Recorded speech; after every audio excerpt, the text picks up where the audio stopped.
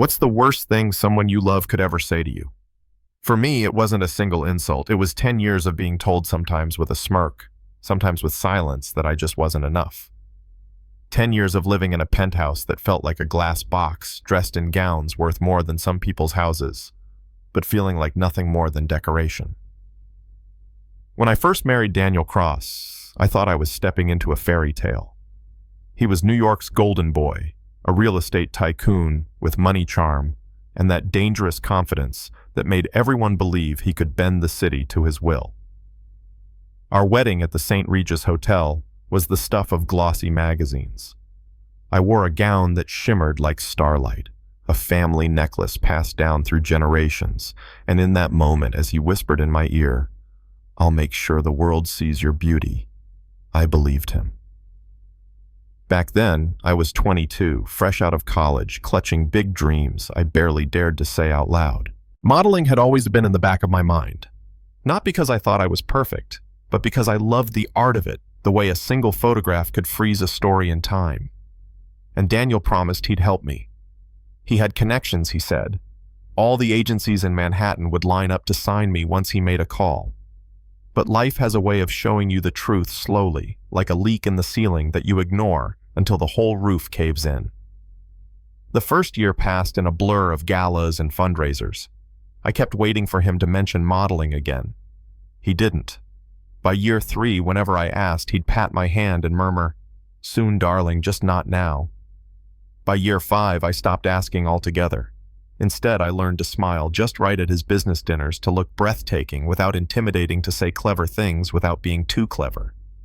I became a piece of his portfolio, something to display, but never to invest in. 10 years later, I found myself sitting across from him in our living room, the one Architectural Digest once photographed staring at an envelope full of divorce papers. Daniel sipped his 25-year Macallan and didn't even look up when he said, "This marriage has run its course. You've embarrassed me long enough with that little modeling fantasy." "Embarrassed you?" I whispered. He looked at me the way he looked at failed investments. "You're 32, Claire. Do you realize how pathetic it sounds when you talk about being a model? My friends laugh about it. Do you know what Robert Sterling's wife said? She asked if you were still clinging to that hobby. It reflects poorly on me."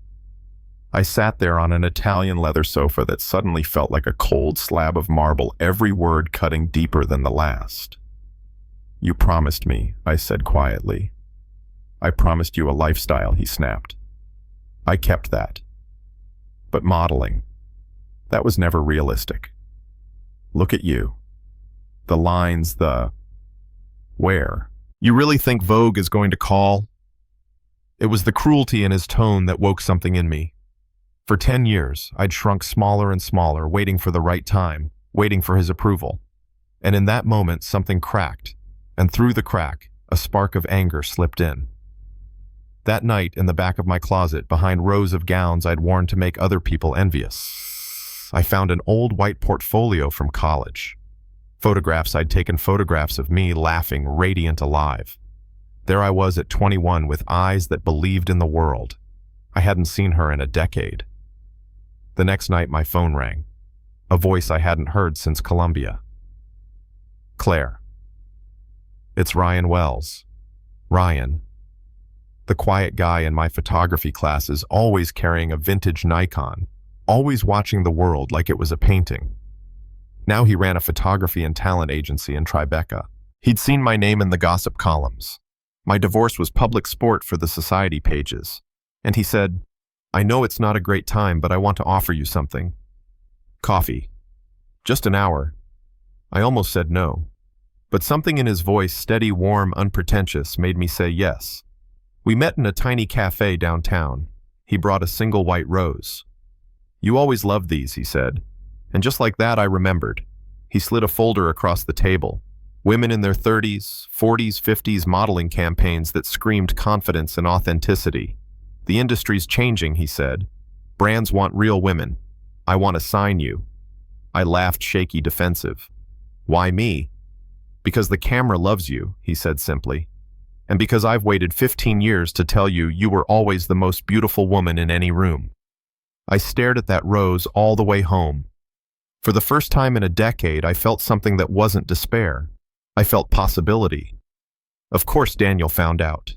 He always did. A text lit up my phone. Heard you were seen with some photographer. Don't embarrass yourself further. People are watching. When I told Ryan, he just shook his head. Money doesn't equal power, Claire. Real power is being undeniable. And you're undeniable. The next day I walked into his studio.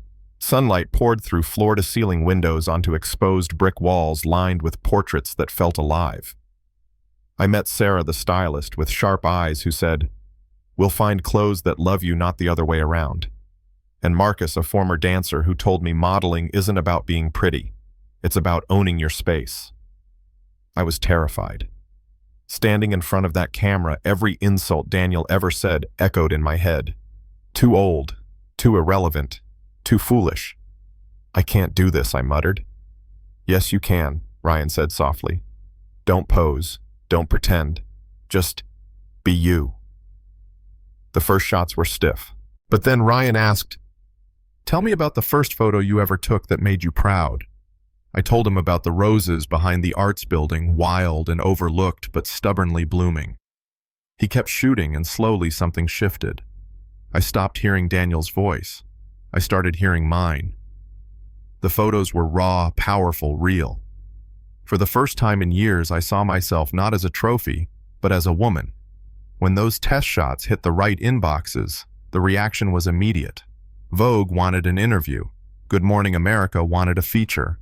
Hashtags lit up social media.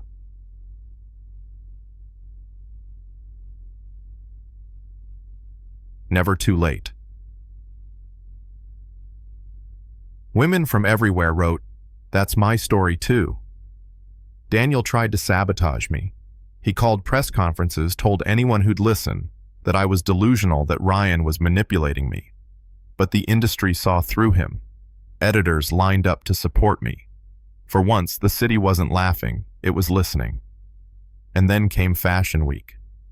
Backstage at Bryant Park, chaos buzzed like electricity. I stood in a burgundy gown that clung like liquid fire, my grandmother's pearls at my throat. Marcus whispered in my ear, "You're not walking for them. You're walking for every woman told she's not enough." The music began heavy and dramatic, and I stepped out. The runway stretched before me like a bridge from my old life to my new one. I walked, and with each step I felt 10 years of shame burning away. By the time I reached the end, the silence broke into thunder. Cameras flashed, the crowd rose to its feet. And in the third row, I saw him, Daniel. His smugness gone, replaced by something I'd never seen before on his face, regret. Too late. Backstage, as reporters swarmed and designers shoved business cards into my hands, Daniel forced his way through security. "Claire," he called, desperation cracking his voice. "Please." Everyone turned. The room froze. He looked so small under the harsh lights, surrounded by people who finally saw me. I stepped toward him, steady. "You spent 10 years convincing me I was nothing. Tonight proves I was always something, you just didn't have the vision to see it." He opened his mouth, but no words came. Cameras clicked. That image, me in the gown, him standing powerless, became the photo of the season. And then Ryan dropped to one knee, not with a flashy diamond, but with a simple ring that sparkled with meaning. "Claire Matthews," he said, voice steady despite the roar of the crowd. "I loved you in college. I love you now. Will you marry me?" The room erupted. Editors gasped. Even Anna Wintour smiled. I said yes. Months later, my face was on the cover of Vogue. The headline read, "Beauty redefined, the model who rewrote the rules." My story wasn't about revenge. It was about reclaiming myself, about proving that dreams don't expire just because someone else lacks imagination. And Daniel. He married again, of course. A woman 20 years younger who photographs beautifully, but from what I hear has never made him laugh. Sometimes late at night in that cold penthouse, I wonder if he sees my billboards in Times Square and remembers. But I don't think about him much anymore. I'm too busy walking forward.